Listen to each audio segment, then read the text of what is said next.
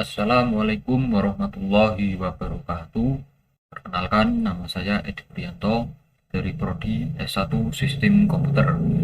Pada video ini saya akan mempresentasikan sistem monitoring dan deteksi penyakit tanaman cabai berbasis IoT dan Artificial Intelligence.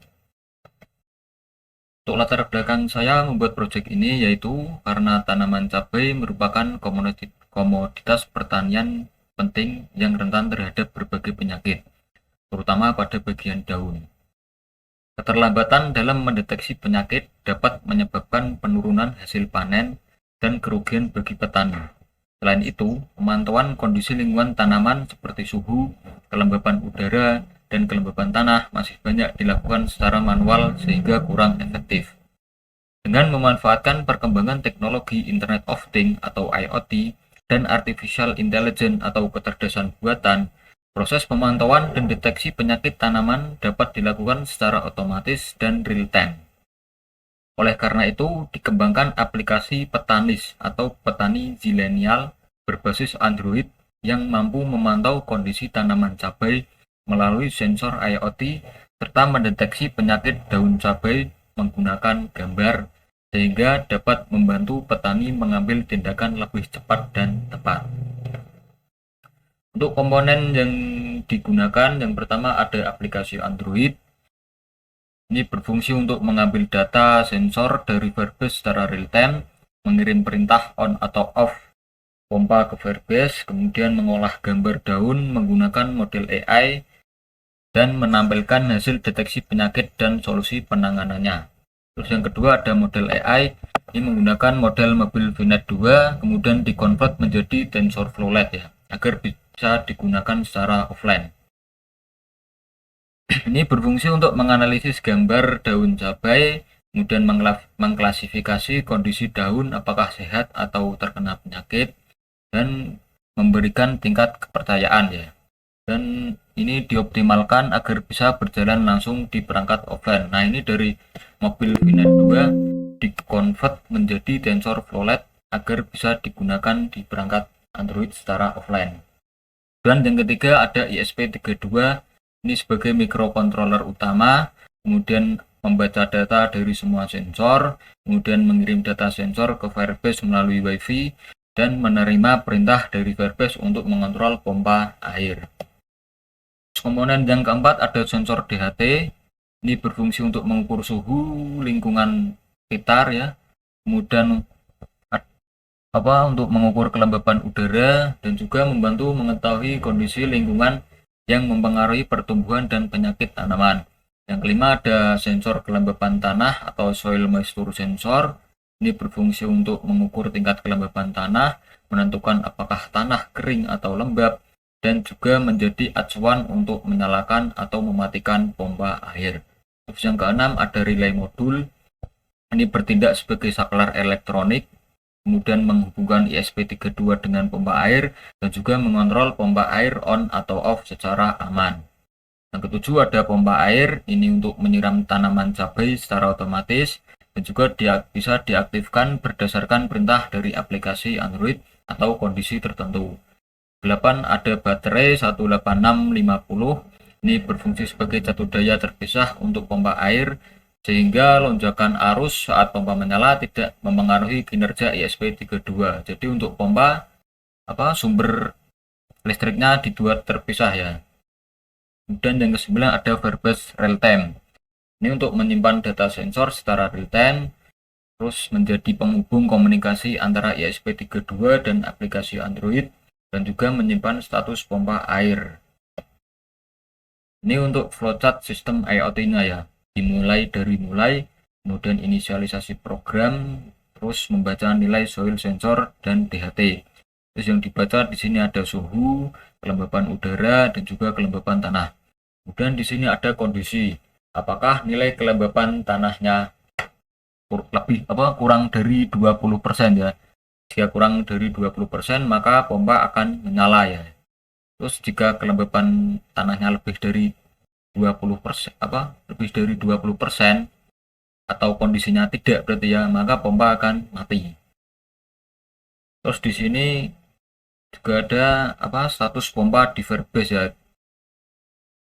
Ada kondisi status pompa di verbase ya, apakah on atau off. Jika on, maka pompa akan menyala.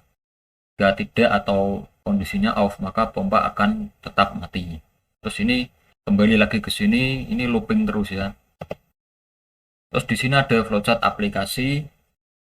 Ini dimulai dari terus membuka aplikasi, terus aplikasi ambil data dari verbase, ada suhu, kelembapan udara, kelembapan tanah, dan juga status pompa. Kemudian menampilkan di dashboard. Terus di dalam dashboard ada tombol pompa ya, jika dipencet maka akan kirim status pompa apakah on atau off. Terus di sini juga ada tombol untuk mendeteksi penyakit ya. Jika dipencet nanti maka akan muncul pilihan mau ngambil gambar dari kamera atau galeri ya. Terus kemudian input gambar dan juga nanti model akan memproses gambarnya ya menggunakan model TensorFlow Lite. Ini bisa bekerja secara offline.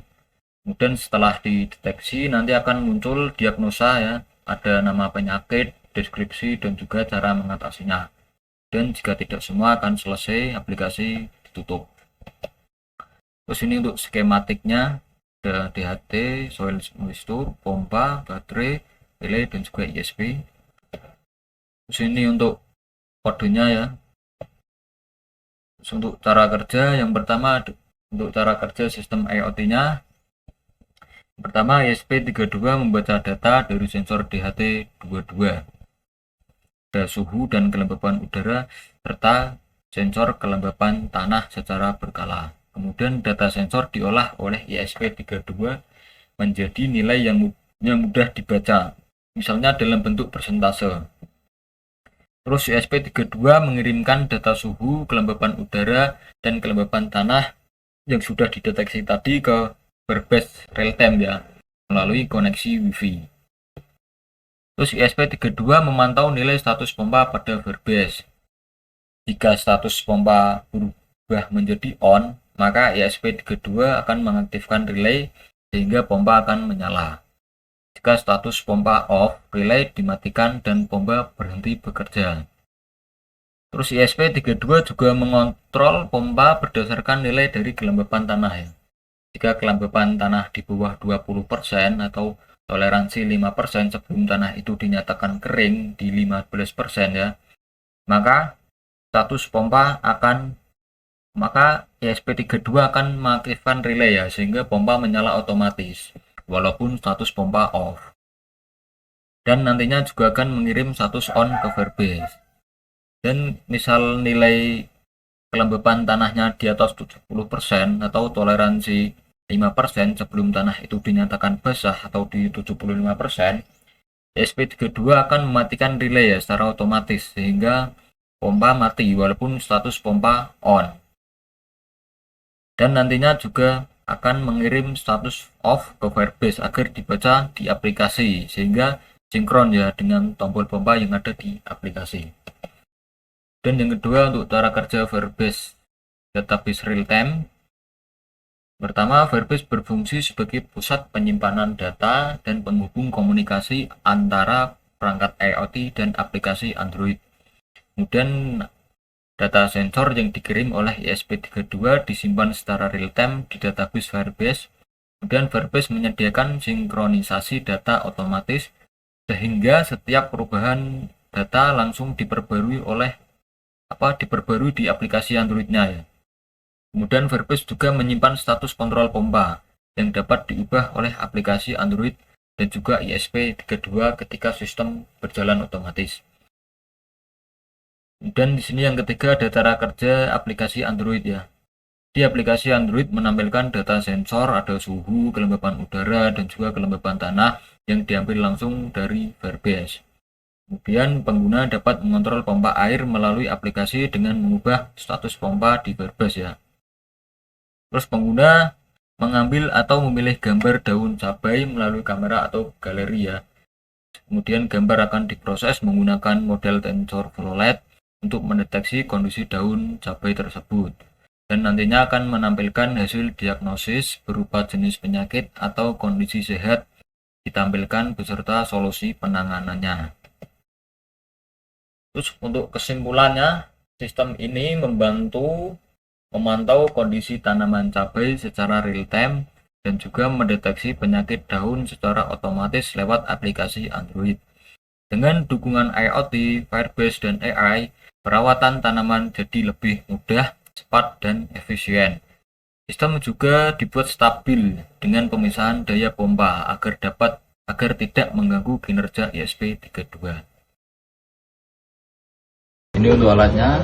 Pertama, sensor DHT membaca suhu dan kelembapan udara sekitar. Nah, ini kelembapannya terbaca ya. Kemudian untuk cara kerjanya, pompa akan menyala otomatis ketika kelembapan tanahnya di bawah 20% ya.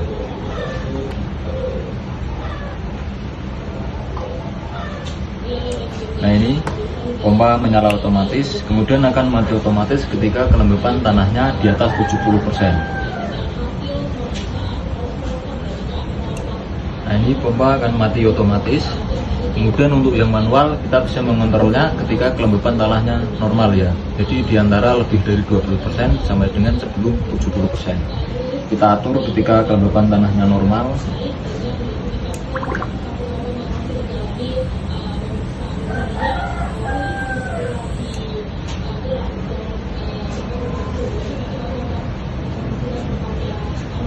Nah, ini sudah normal ya, kita bisa mengontrolnya secara manual.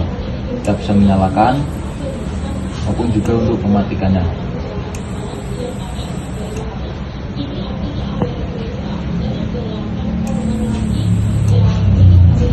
Kemudian di sini juga ada fitur untuk mendeteksi penyakit tanaman ya, menggunakan foto daun. Kita bisa pilih dari galeri ya. Kita pilih, nah misal ini kita input. Kemudian model memproses gambar sekitar 2 detik lebih. Nah, kemudian ini untuk hasilnya ya. Jadi daunnya terkena penyakit white spot. Dan di sini ada deskripsi. Di sini juga ada untuk cara penanganannya. Oke, sekian dari saya. Wassalamualaikum warahmatullahi wabarakatuh.